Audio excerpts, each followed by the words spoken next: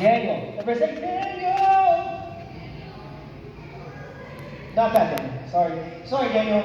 I mean, your name is Daniel and all, but you are not in the Bible. Just your name. Okay? So I didn't hear anybody say, Daniel! Thank you for those that actually tried to do it. Okay? So, who knows who Daniel is? Anybody know who Daniel is? Yes, sir. You know who he is? Who is he?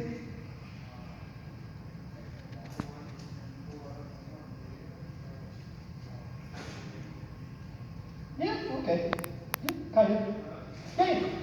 Yeah, you're exactly right. Okay, so Daniel's this guy in the Bible, and he's most famous for being thrown into a lion's den and surviving. That's what he's most famous for. But I'm going to give you a little breakdown of his life before I get to that story, because this is all about Daniel being in a lion's den. Okay, who knows what a lion's den is? I would hope everybody knows what a lion's den is. Okay, so have you ever seen lions? For those of you who don't know, tell me if you know raise your hand if you know what a lion looks like. Okay, have you ever seen a group or a pack of lions? Yes, raise your hand. Yes, okay, great. The den is where they live. What? Okay, so I'm going to go through this. I took way too much time in middle school, so I'm just going to break this down really fast, Jonathan style. Daniel chapter 1, I have verses, but I don't have time to read them. I'm going to break it down to you what happens in Daniel chapter 1. Daniel chapter 1, you have Daniel at the age of around 16 to 18 years old. Okay, there's this guy, his name is King Nebuchadnezzar. He basically says, I'm going to kill all the Israelites. Daniel is an Israelite. And he's like, I'm going to destroy them, take over their entire land, their whole country. So this king, Nebuchadnezzar, he goes into Israel, and he destroys it, busts open the door, and he says, I win, and then he won. Okay? He literally won. The Israelites lost. Why did they lose? Because they were disobeying God, and they're just being dumb. Okay, guys? The Israelites were being dumb. They lost. Okay? So, the king ordered this top guy, whatever that name is. Who can try to say that name? The king ordered Ashpenaz.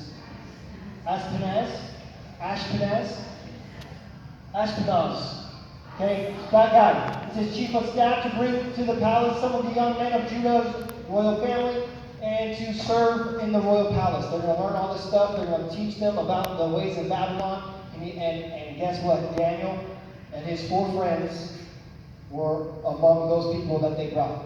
Okay? So, in Daniel 1, the king brings all this specific type of meat and food and wine. And in those days, Israelites were not allowed to eat a lot of things like pork. They weren't allowed to eat pork. They weren't allowed to drink wine. And one of the main meats in those days was pork, especially in the land of Babylon. And so, he gets all of these food for these people from Israel that he's taken captive to learn the Babylon ways. And Daniel says to this guy, he's like, yo, I can't eat this. It's against my law. It's against my religion. I cannot eat this. And the guy's like, I hear you, but the king is kind of a mean guy. And if I don't make you eat this and drink this wine, he could kill me. So Daniel's like, okay, I hear you, but let's negotiate. Let's try it for 10 days. Just give me some veggies and some water, and we'll see what happens. Okay? And the guy's like, fine, I'll give you 10 days, but if you start to get all scrawny and weak and pale, you're going on the meat.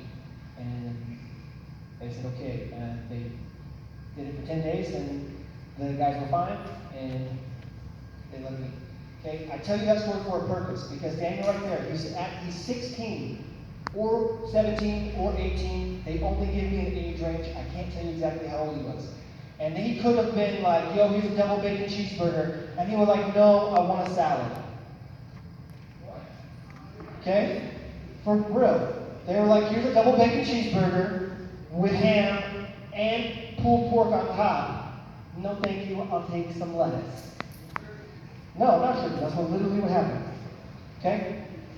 All right? So he already had a choice. And he did that because it was against his law to eat this type of meat and drink this wine. So he said no.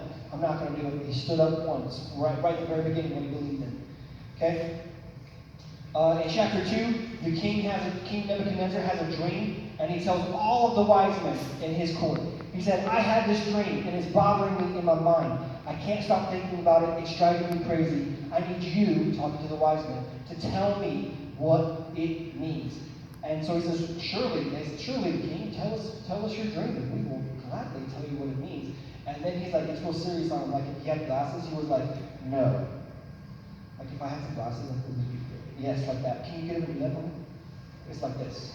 Oh, careful. Like this. I'm serious, okay? I'm serious. All right? He's like, I'm serious, guys. If you lie to me, if I find out, if I think that you're lying to me about what my dream means, I'm killing all of you. I'm killing every single one of you. Not one of the wise men will survive. Which is a bad thing for Daniel, because at this time, this is a few years later, Daniel's been promoted. He's a wise man. He's not like in that main circle talking to the king.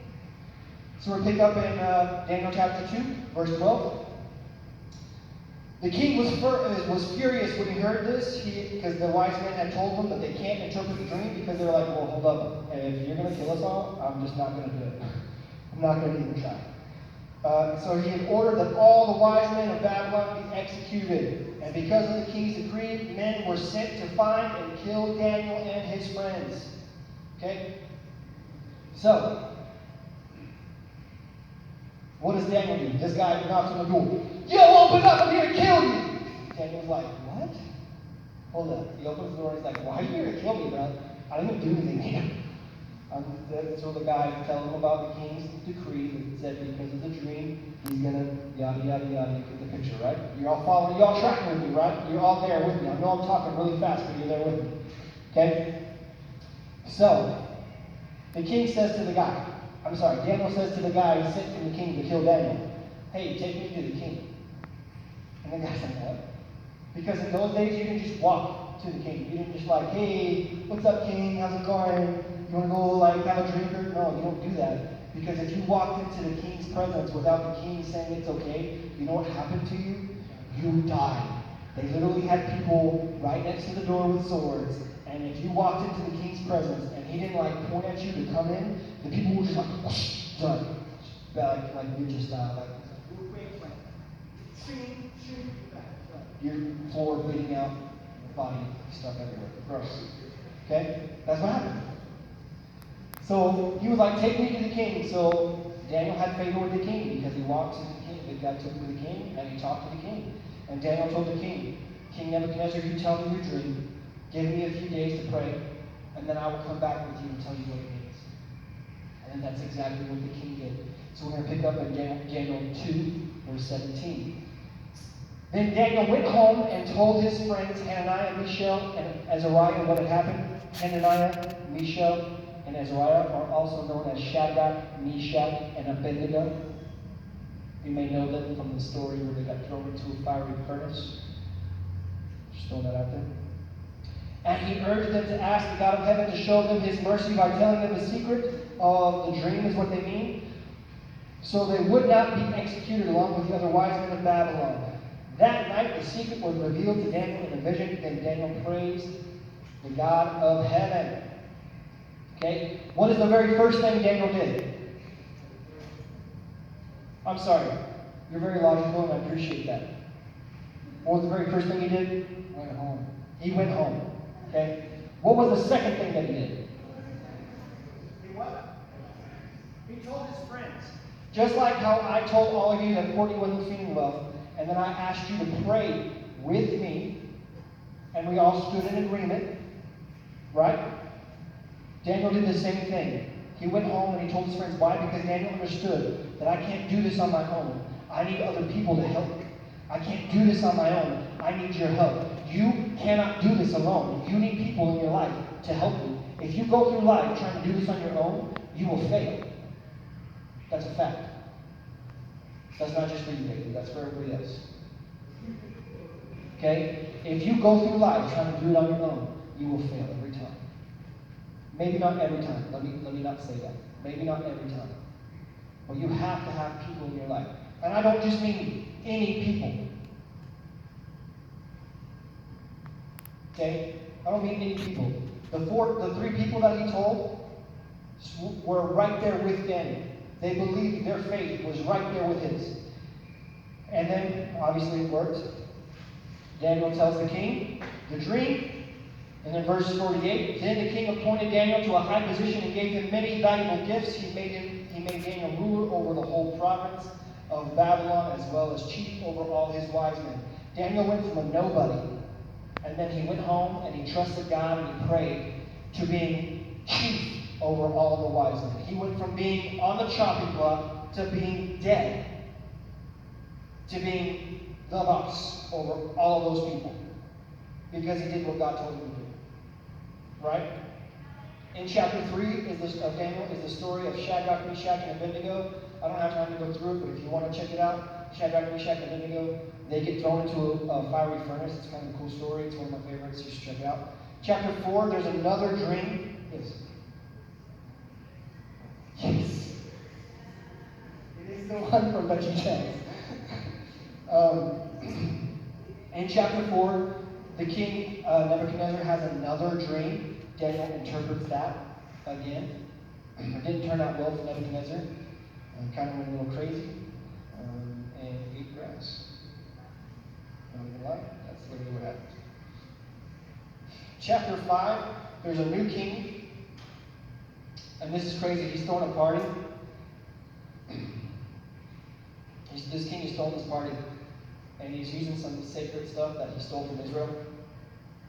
And these hands, they appear out of nowhere, just hands, not bleeding, just hands. And they write this message on the wall, and no one can read it except for Daniel. So Daniel goes to this guy and tells him what the words mean on the wall. And this guy in chapter 5, because Daniel told the king the meaning of the words that were written by these magical hands, they're not magical. These were the hands of God. Writing a message to the king. Would it be cool if that happened today? I'd be like, what? And you're like, sorry. Like, I don't know if you're like, well, yo, Jesus, I just painted that wall. Or if you're like, hey, is that just me?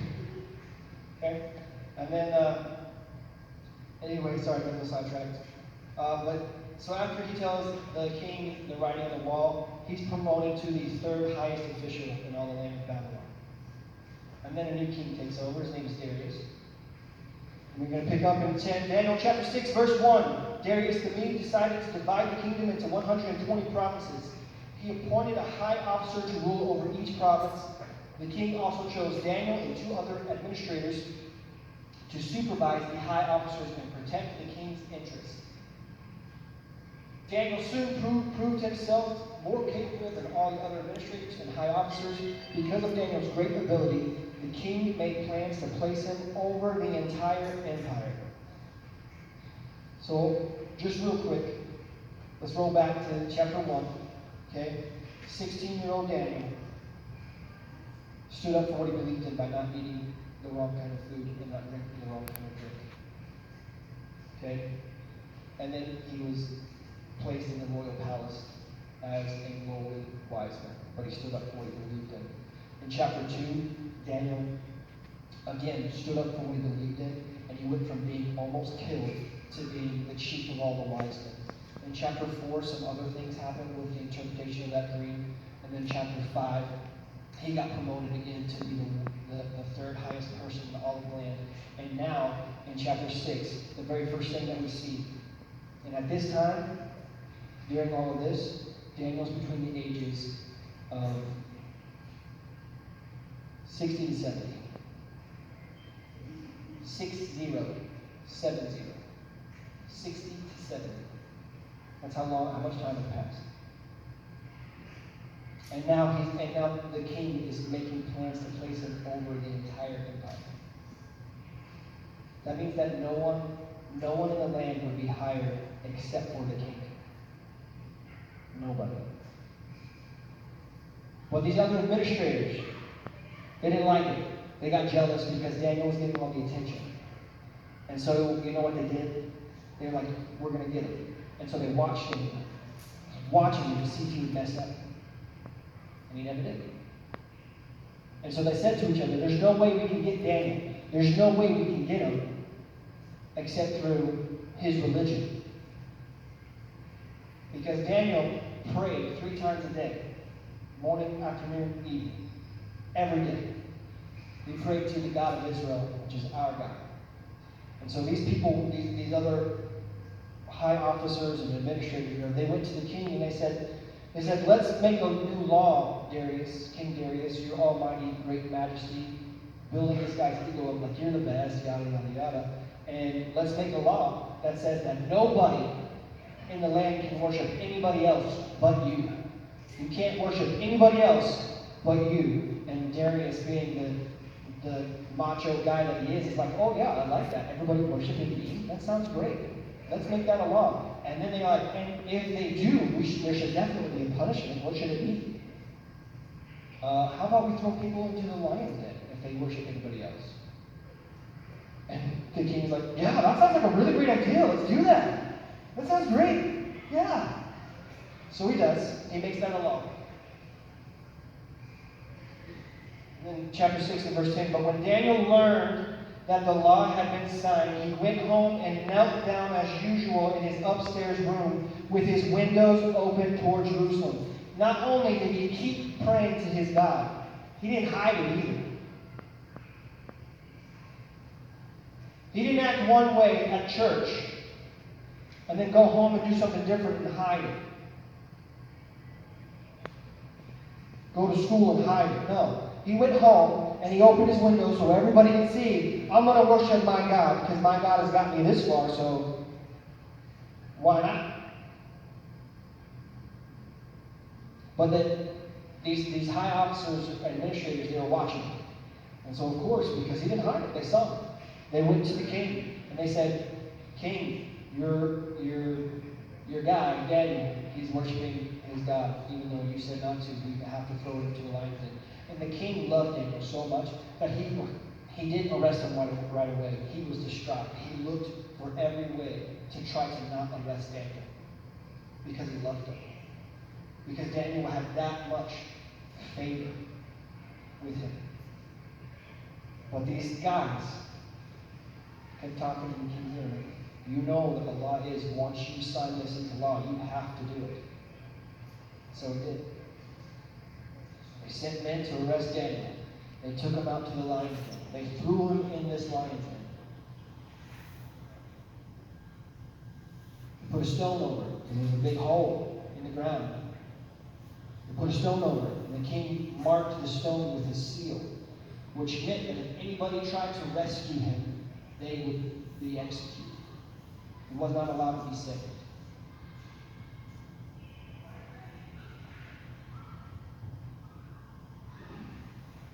Verse 19. Very early the next morning, the king got up and hurried out to the lion's den. When he got there, he called out in English, Daniel, servant of the living God, was your God whom you served so faithfully able to rescue you from the lions? Daniel answered, Long live the king.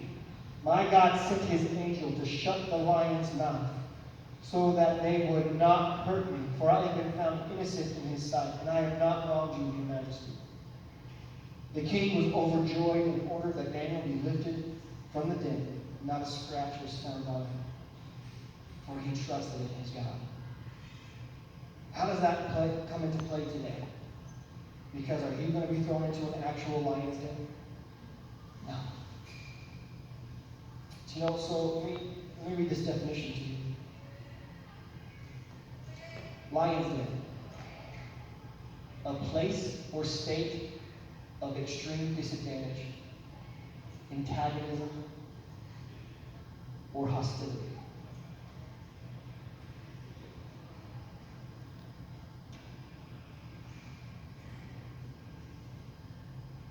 Who's in a new school?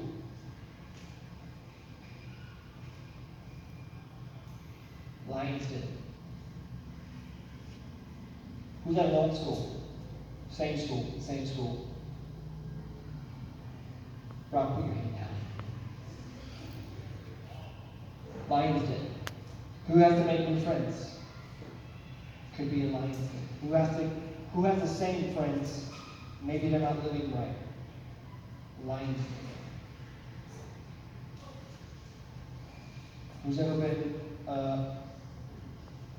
I'm just going to put up the party's slide.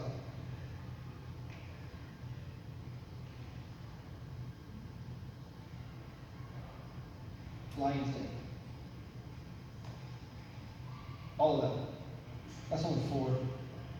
I mean, if I kept writing, I would have like 8 pages on what lion's dens are.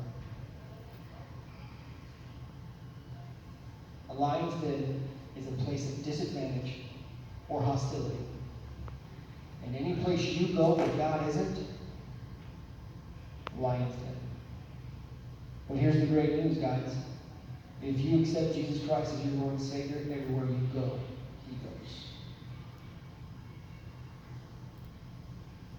Everywhere you go, He goes. Look at verse 22. My God sent His angel to shut the lions' mouths so they would not hurt me. This was before Jesus had even come to the earth. This was before He died. God is with you physically every single day.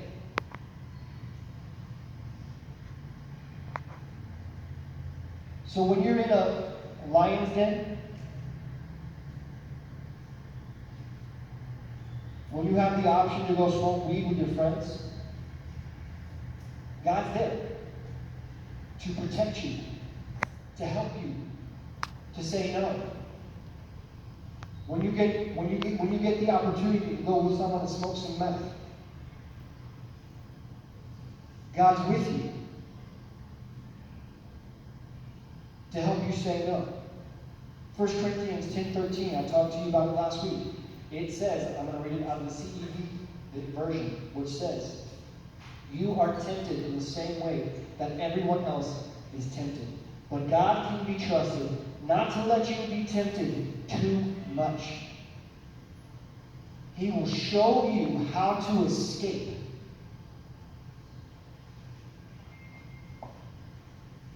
From your temptations. A lot of people, when they hear the word temptation, they think of like sex. And temptation is more than that. Yes, temptation is sexual, can be derived in a sexual way, but it is more than that. When I was your age, for me, it was alcohol. That's what tempted me more than anything. And I stood, when I decided, I know what God, I'm ready to be done.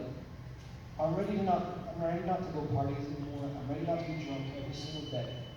I'm ready to not do that. And when I stood there and I said, I need your help. Someone, one of my friends, good, better friends, showed me that verse. And I stood on that verse every day. And when I got invited to parties, you know what I would do? I would look at myself in the mirror. And I would say that verse, God, provide a way out. Your word says that you will provide a way out. Provide a way out.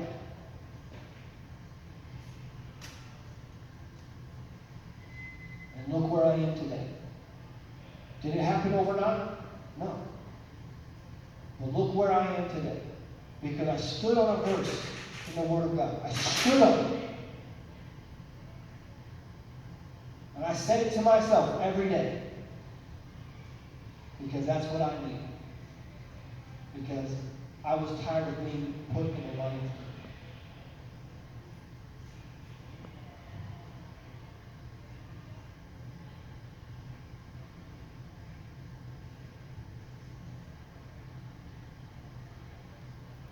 So,